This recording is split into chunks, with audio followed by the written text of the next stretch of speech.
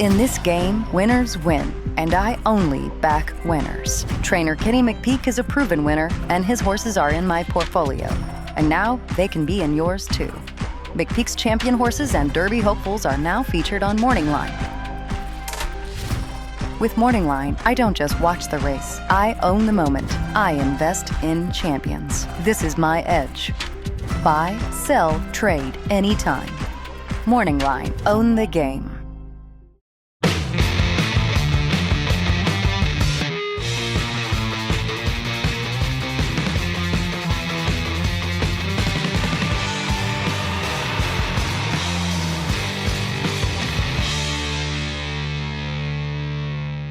Hi, everyone. Thanks so much for joining us here on the Daily Racing Form YouTube. I'm Gino Buccola alongside Ashley Mailloux with producer Bobby helping us out. We're going to preview one of many big races on the Gulfstream Park Saturday card. But before we do, I want to let you know about one of the new sponsors for Daily Racing Form, and that is morningline.io, the official sponsor of this preview. Unlock access to some of racing's most coveted bloodlines, mares and colts connected to championship pedigrees.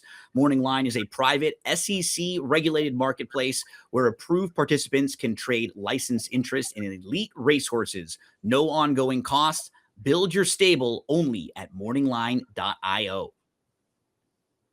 13 races on the Saturday card, 7 graded stakes races, 8 stakes races, 2 strong synthetic handicaps, 3 Pegasus races, 2 grade 1s. Get all of the action, the past performances, and all the help that you need at shop.drf.com. Clocker reports, DRF picks, everything you need for Pegasus World Cup Day, available now. Ashley, let's take a look at the field for the grade 2 inside information. We're recording this early in the week, so no morning lines are out for this race yet.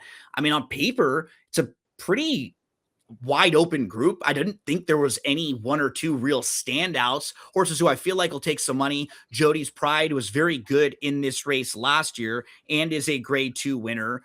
She beat Sterling Silver in the Ruffian. I think Sterling Silver's in pretty good form right now. Wouldn't shock me at all to see that one get some support.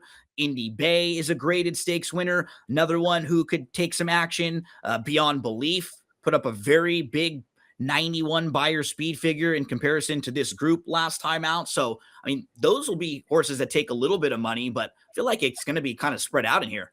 Yeah, I don't know how this race is going to be wagered on by the betting public. I would say, in my opinion, field of 12, looking at them, going horse by horse, I truly think there's about 6 fillies or mares in here that could win this race, in my opinion. So it should be a really good betting race. I hope that the field stays intact. And I think a lot that makes this race interesting is going to be the 7/8 distance. There are horses that, they've won at this, but it's been over a different configuration, such as Indy Bay. You have horses, including her and many others, they're going to cut back in distance.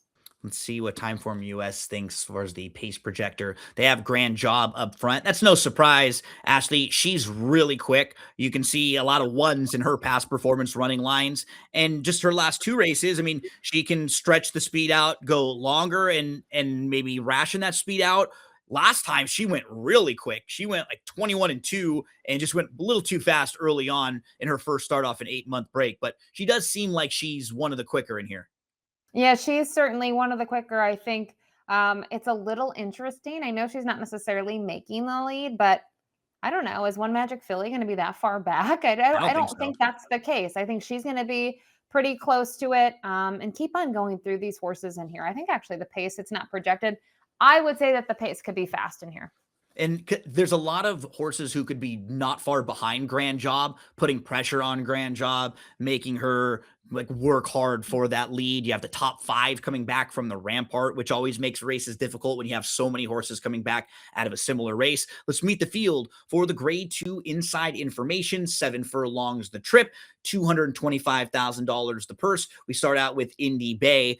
Making her first start now as a 4-year-old. She wins the grade 2 Charlestown Oaks, goes into the Cotillion, and in that race, she ends up being eased. She kind of had a good start. She backed off to 3rd. She was traveling well. She was tucked in, but she's kind of started to get hard ridden early on. Let's put a line through that. We can go back to some of her earlier form. She does like this trip. She's a perfect 2 for 2 at 7 furlongs, and she knows Gulfstream Park. So I think the circumstances for this race fit her well. Is she good enough to step up and compete with these older?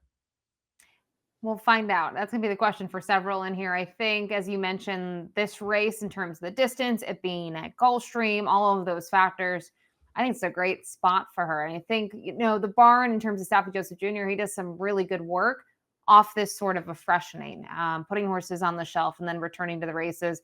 To me, she's working lights out. She's been Yeah. steadily working, which I like. And I think some trainers don't necessarily work as frequent, but she's kind of on that every 6 days for the most part. You'll see here. There's been one situation where it's been 8 days around the holiday, but typically 6 to 7 days for her. To me, that's a positive sign. And the effort at Charlestown, I'm biased, I loved her in there, but I think she raced exceptionally well. So I'm looking forward to seeing her back on the track. Check out some of those works on first.tv. That January 16th work, she was working with Devon Propo. She was very impressive, Indy Bay. So she looks like she might be ready to rock and fire a big one. We move to Necessity, comes off a runner-up effort in that Rampart, and 5 of these horses come back from the Rampart. That was won by Sterling Silver. She was close up early. She dropped back to third. She had to wait and angle around 4 wide. Thought it was a fine effort, but I did prefer the winner out of that race. What do you think about Necessity? Yeah, I think for her it was a really good race. I think I talked to Mike Fear about the Rampart. I think that's who he liked in that spot, and I thought Sterling Silver was intriguing as well. They end up being the top 2, and I believe there were some scratches out of this race, Gino, that impacted it a little bit. But I would be with you. I would prefer Sterling Silver out of the 2, but I won't take anything away from Necessity. It was her first start in the barn. She was coming off of Lasix after racing with Lasix 3 starts in a row. I think from here, there's nothing in that race that suggests to me that she's going to take a step backward. I actually think, if anything, she gains from it and she moves forward. If I'm gunning for a little bit of a raise, do I got to give a shout out to Jody from Daily Racing Form for Jody's Pride right here, one of our lead editors? Hopefully someone can clip this for me and send it on over to Jody. Good luck, Jody. Hope you're doing well. Jody's Pride here, grade 2 winner, was a pretty good third in this race last year, Ashley. I've always liked this horse just from early on in her career because she was good early in her career. She started 2 for 2. She was second in the Breeders' Cup Juvenile Fillies. Then there have been a couple times where she sort of tailed off form. They've tried different things with her. I do think this is a really good spot for her because there's no monsters in here. There's nobody that really scares the heck out of you. Jody's Pride, who we know can beat horses like Sterling Silver in the grade 2 Ruffian. She comes off of a couple races on the turf, but I do feel like from about 6.5 to a mile on the dirt, I think that's where she's her best. So this trip feels like where she can fire a big effort.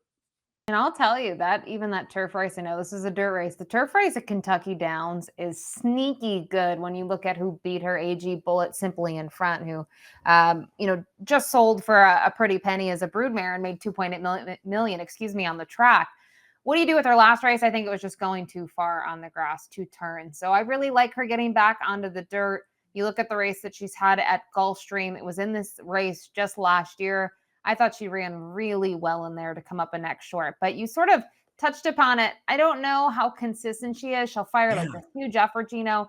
She doesn't circle back, but I honestly think she could be sitting on a big effort. We've seen her run very well off the freshening, whether it's been a short freshening or a couple more months. Yeah, she's the type of horse who I don't want to take a short price on. I like to bet when she's a bettable price, right? So I'm curious where she'll end up on Saturday. We move to her Laugh Stakes winner, well beaten in the La Brea versus 3-year-olds last time out. She's going to step up and she's going to have to face some older in here. She'll make her 3rd start off the long layoff. I did think the race last time out, it doesn't really look very good on paper. You could probably eliminate it. It was kind of a weird race. She was in between horses behind. She was kind of shifted, and then the winner made this big move. I think her race 2 starts back and her first start off the bench was fine. And if you like her off of that effort and you're maybe playing her, projecting her off of that, I can understand making a little bit of a case for her. What do you do with her Laugh?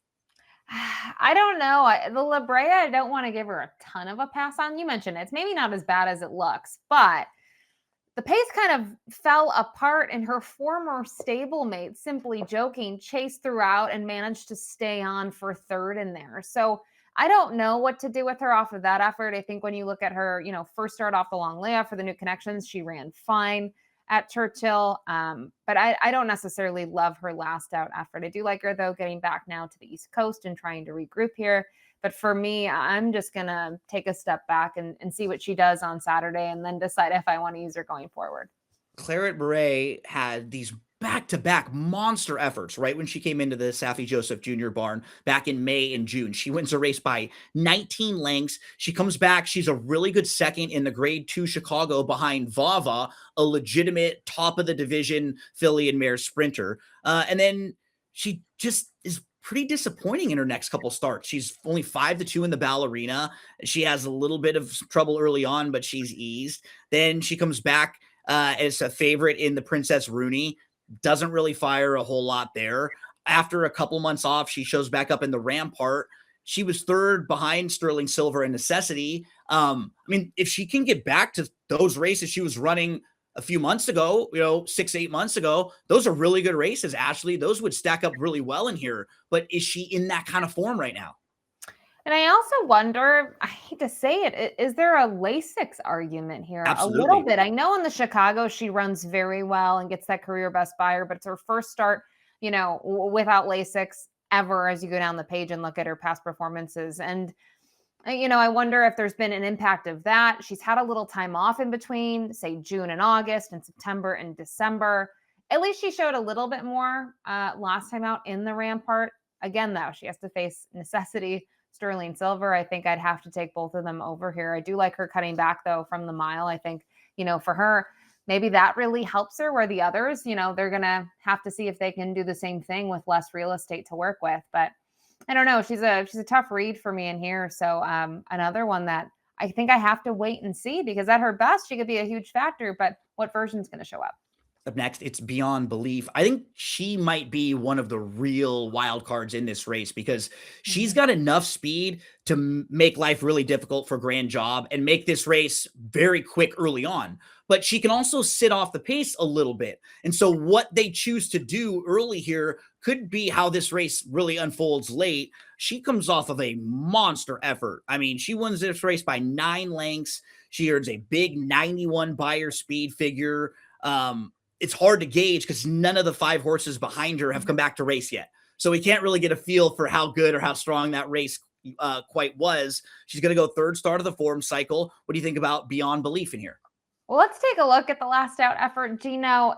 It's so weird to look at her. She wins on debut. She hits it early, and then she doesn't find the winner's circle again until late last year.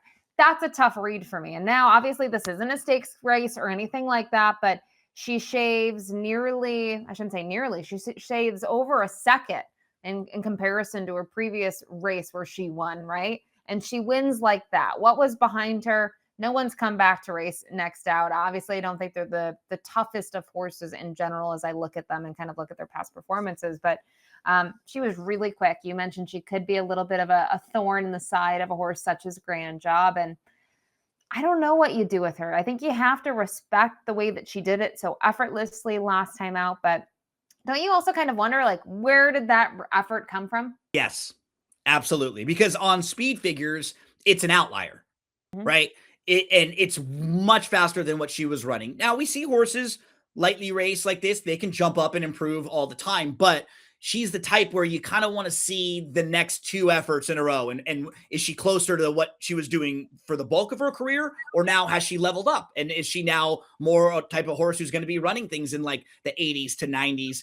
We'll see on Saturday. Dazzling Move is a grade 3 winner right next door. She's going to cut back to 7 furlongs off a couple disappointing efforts. She was your beaten favorite on a sloppy track in the Delaware Handicap. Last time out in the Rampart, she showed the way early on before fading and finishing 5th. They're going to try something, because currently, mile and an eighth's not working for her. Even a mile last time out didn't. And maybe she needed the race off the freshening. I guess my issue would be, Gino, is she's never really been a 7/8 horse. No. Look at her. She's 0 for 5 at attempts at the distance. In some of those races, she's been on the lead or she sat from off of it. I actually think she is a better horse if she can sit just off of it and make a run. But with that said, I'm going back to races from 2024. We move to Sterling Silver. And the more I looked at this race, the more I started to warm up to her, Ashley, because she's just really honest. Like, I don't even think she likes the grass, but if you go back to her race in the Yotto, she didn't even run all that poorly. that day, and she finished fourth. She always shows up. You see the race where she's right behind Jody's Pride, and both of them run well and in the Ruffian going a mile.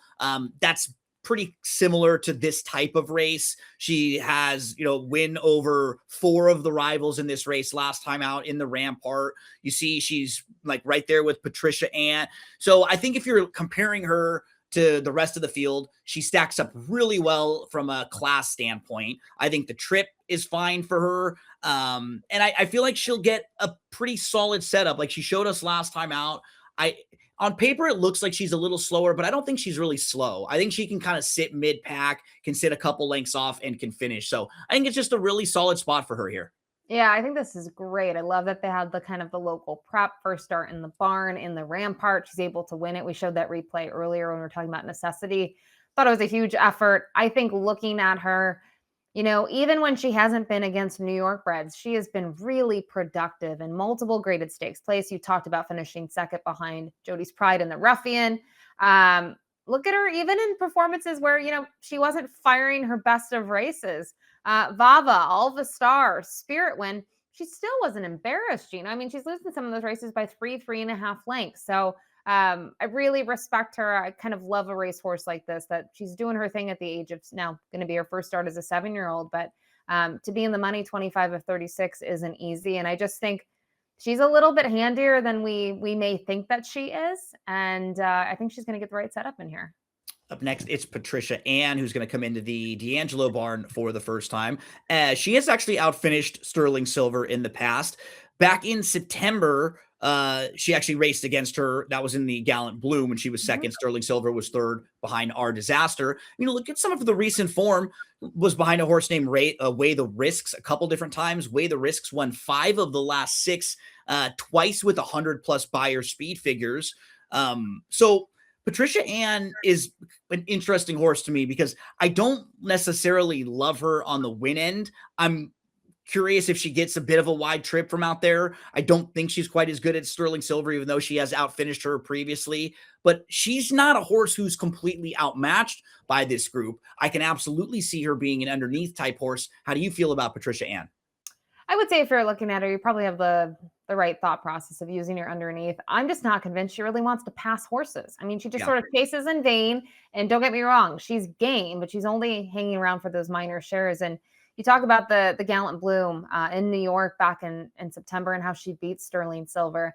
I guess my issue with that race, she chases, right? She can't get to Our Disaster, but it was sort of a merry-go-round race for the most part. And the only closer in there was Sterling Silver, and she's able to win next out. So I can understand, why they put her in here. I think 7/8 is no problem for her. Look at her record at the distance. She's yet to finish worse than second, but there's a lot more seconds at the distance than there are wins. Yeah, it's just, you don't have a lot of negative things to say about her, but when I'm ultimately stacking horses up, I'm usually putting 3 or 4 horses in front of her, right? And she's kind of in that middle group. And I did the same thing again here as we move to One Magic Filly. She's next up. She's a grade 3 winner. Look at some of the horses who she's run into. You see Splendora, Sweet Azteca, Copian, horses at the very top of the filly and mare sprint division. She was in the Rampart, flashed some early speed, sat second. She was just off the lead as a 6-5 favorite. She moved to the lead, maybe a mile she moved towards the lead. Maybe this is a little farther than what she wants. She gets the cutback here. I did think she got a pretty good trip though in that last race. I don't know what to do with her. Again, I've never been the biggest fan of hers. But I'll give her all the credit for that win at Keeneland. Hilarita was in good form, comes back to win next out. I thought even after that at Churchill, stretching out to a mile, she ran well. I mean, Shred the Gnar is a serious horse, but I didn't love last out. The fact that 3 beat her in there, she has to face them again.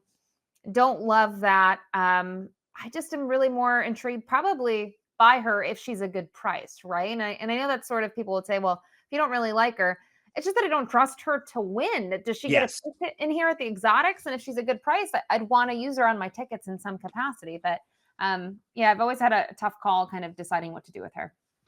Grand Job is up next, very quick, and she can get a mile. We've seen her get, farther distances than the 7 furlongs. She had to fly early last time out, and now she goes second start off the 8-month break. I think she'll just be better. She'll be a little more fit with that race under her. She is the type of horse who price is so important. And you were just talking about it. She's a horse who I definitely want to use in like a pick 4, pick 5 situation, because there might be versions of this race, Ashley, where she is the fastest horse and she can sneak away a little bit and she does have a little more fitness. The key to her is some of the other horses in this race, right?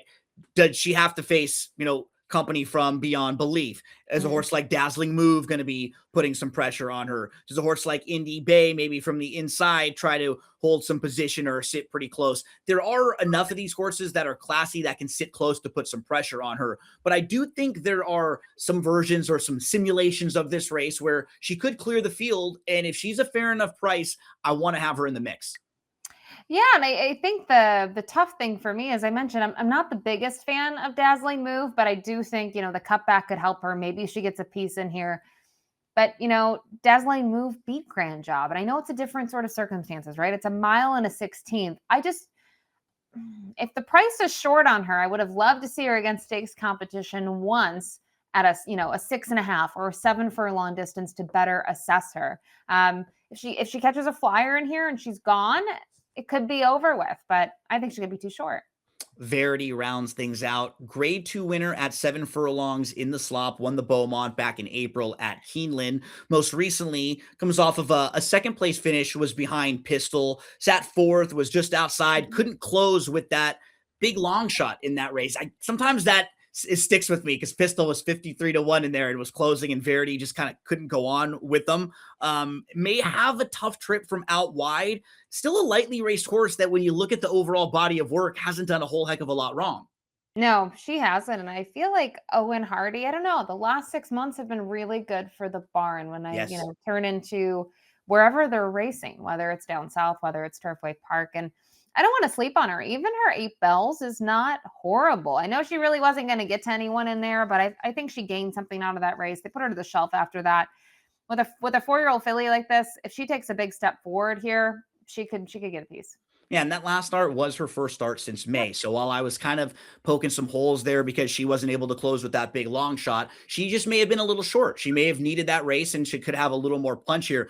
And as we move to selections, she was like that last horse for me that I wasn't quite sure what to do with. Was I going to add her in the top 4 or not? She was sort of on the edges. You're going to go with Sterling Silver on top, 8-1-3-7 for you, Ashley. Talk us through your selections here. Yeah, I think it's pretty clear. I'm a fangirl of Sterling Silver and just kind of looking at the New York bred, what she's been able to do. I think she gets the right trip in here. I think from intrigue, I think Indy Bay and Jody's Pride, if the price is right. They both have things that they need to answer, getting back onto the dirt, off the layoff for both of them, but I like them. And I mentioned it in terms of the 7 in here, Dazzling Move. Not the biggest fan of her, but I do wonder if this is just significant class relief from some of her efforts later last year, and maybe it gives her a piece. We both have Jody's Pride in the mix. We both also have Sterling Silver in the mix. The differences for me will be with the 11 to the outside Grand Job, who I'm wondering if this horse is the quickest in here. And then another one of the speeds is the 6 Beyond Belief. So I'll use sort of 2 of the horses who I think might be the quicker horses. Can they be forward in here and maybe keep going? And then the others who I think will really give you a good run for your money and are solid horses that you'd want to use in your multi-exotics and stuff. That for me would be Jody's Pride and Sterling Silver. So for Ashley, 8-1-3-7. For me, 11-3-6-8. We'd always love to hear from you. Drop a comment in the section below. Let us know who your top selection is. Best of luck on Saturday.